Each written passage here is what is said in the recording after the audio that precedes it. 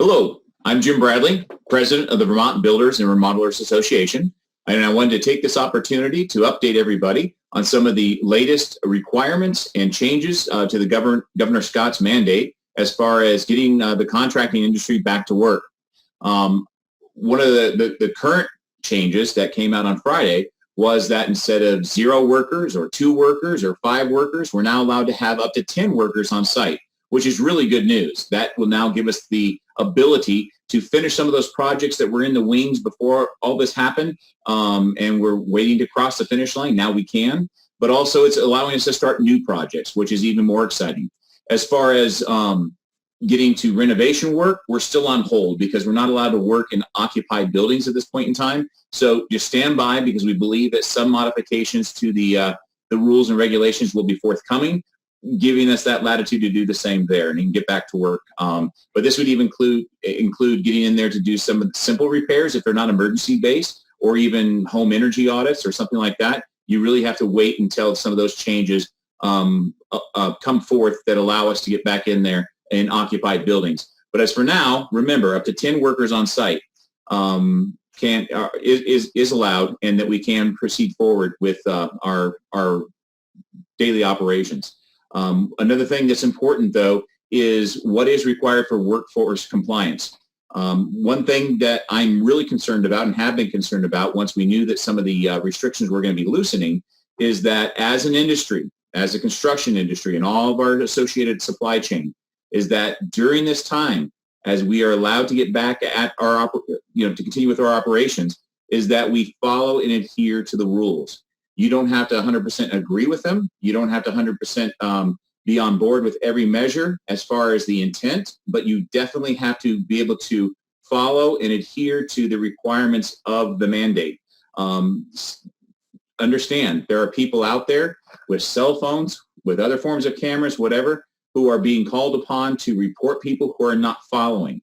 The last thing that any of us want to see is for the governor to see that we are not adhering to the rules or others, and to be able to shut us back down. We think that's unlikely, but we don't want to visit from somebody from the state saying that, we need re-education or education about how to do these things appropriately. And that could also lead to fines down the road. So we want to be responsible in this time, make sure that we're wearing and utilizing the proper PPE, and from face masks to the actual gloves to performing the hand washing measures, social distancing. There are some times when you can't do this. There are some times when you're installing a window. You can't stand 6 foot apart from somebody and be a help to them when you're installing a window, or installing the compressor for a mini split system, or lifting a beam, that you've got to be in closer contact. But make sure that you have the proper protection in place, and everything should be fine. With that, we also have to make sure that we have people that are properly trained in the newest measures. We have to make sure that we have a binder on site that has a safety plan in that that covers our COVID process and how we're adhering to the governor's mandate. That is really important. That'll be governed on site or managed on site by a health and safety officer. The AGC is calling it a COVID safety resource officer, but VOSHA or the state are also calling it a health and safety officer. Regardless of what you call it, there needs to be a responsible person on site that is adept and is well-versed in the requirements through VOSHA, and they're following those COVID guidelines that include the wearing of the proper protection, social distancing, and all the other measures, like looking for symptoms and signs that someone might be sick, and how to deal with that, and how to make sure that someone's sent home, but also to be able to communicate with others on what some of these requirements are. Whether you're a general contractor overseeing a job, you have to be able to communicate with your subcontractors and make sure that they're in compliance as well. The other responsibility of that COVID resource officer or health and safety officer would be to provide on-site training for those individuals who don't have a plan yet or haven't been trained, but you still need them to work. You can definitely, if you've gone through the training and you have a certificate, you can provide that training for them to make sure that they are up to date with the latest standards and that you are in compliance. To verify that after the training, you need to have a certificate signed, and you keep track of that in the binder and make sure that if anyone ever does visit the site, or if in the event that somebody does become ill and somebody checks on that, that they make sure that you had everything in place as you're supposed to, that you've been following the rules and regulations. The other thing that would be important is if you do need the training to become a health and safety officer or a COVID safety resource officer, the AGC is putting on a training that's available through their website. It's about a 2-hour training. I went through it myself. It was pretty informative.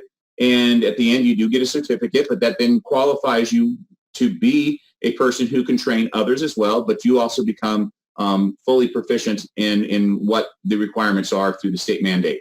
In addition to that, there's another, and then that one for the AGC doesn't cost you anything either because the state is actually paying for it right now.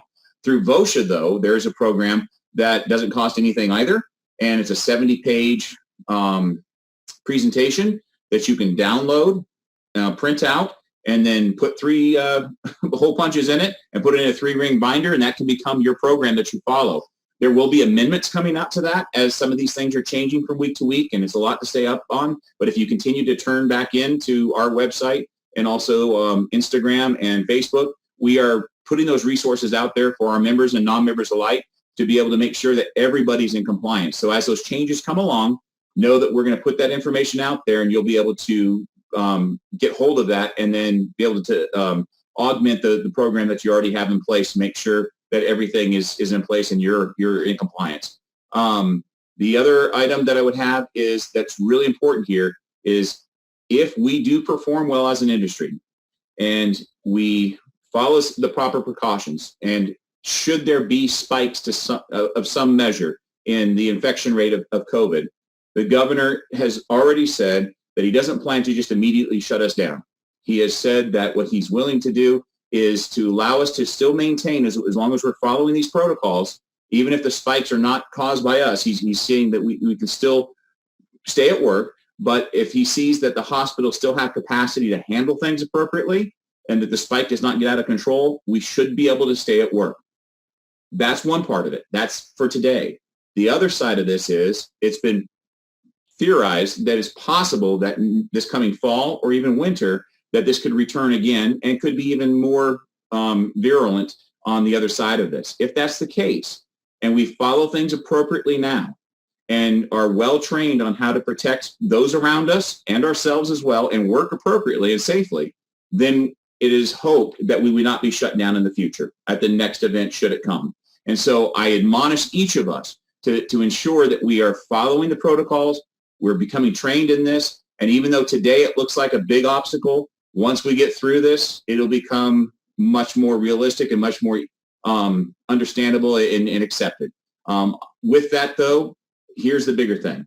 Should we not follow these procedures? Should we turn away because it's too difficult, or we just think, oh, we just don't want to do that right now, and I can't get a mask, or I can't do this, and then one of our workers or one of our clients or one of another individual that might just show up to the job site does become ill, and they can point back to us, as the contractor, then we open ourselves up to a huge liability. Not only will there possibly be workers' comp claims, and there's a bill going through the legislature right now that is trying to say that this illness, if caught on the job site and can be proven, then it could be something that is handled under workers' comp. We are speaking to that as an association to make sure that we're giving proper testimony as to how this could really be detrimental to the insurance agency or industry and the affordability of our insurance. And so hopefully that won't go into effect. But in the event it does, along with the possible litigation that can come forth from such an event, we just have to make sure that we're on board with this. No matter how challenging it might be up front, know that we need to be on board with this so that we can avoid possible liability issues or litigation or financial expense to our companies that we should not normally endure, and that we ensure that our insurance rates don't skyrocket at the same time. So basically, this is the latest update that we have so far. There's a lot of information here, but believe me, there's a lot more behind the scenes, and know that we're at work. We're at work on your behalf and on behalf of our industry as a whole. So everyone stay safe, stay patient, and keep moving forward, and look forward to talking to you next time. Have a great day. Bye for now.